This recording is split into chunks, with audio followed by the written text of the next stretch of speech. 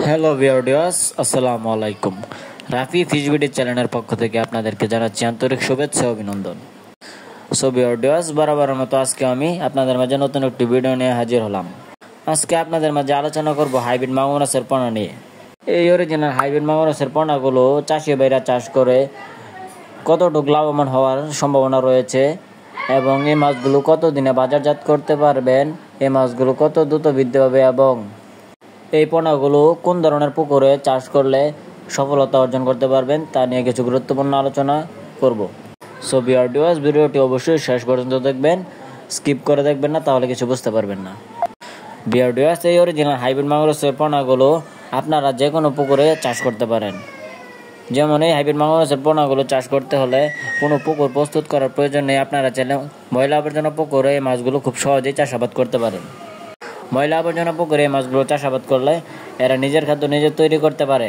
এরা খুব সহজেই ময়লা আবর্জনা খেয়ে বৃদ্ধি পায়।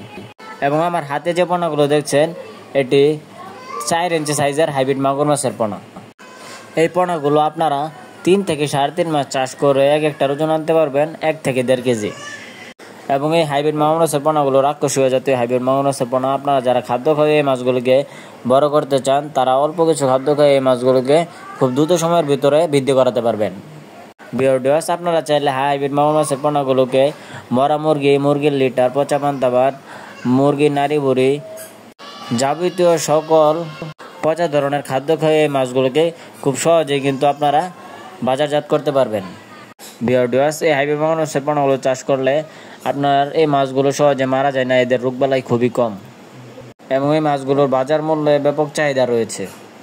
আপনারা চাইলে অরিজিনাল হাইব্রিড মাগুর মাছের পোনাগুলো আমাদের কাছ থেকে ক্রয় করতে পারেন। আমাদের স্ক্রিনে দেওয়া নম্বরে যোগাযোগ করে এই মাছগুলোকে স্বল্প খরচের ভিতরে আমাদের কাছ থেকে ক্রয় করতে পারেন। আমরা সারা বাংলাদেশের 64 জেলায় এই মাছগুলোকে বিনামূল্যে হোম ডেলিভারি দিয়ে থাকি। সো ভিউয়ার্স, আজকের ভিডিওটি এ পর্যন্তই। আল্লাহ হাফেজ।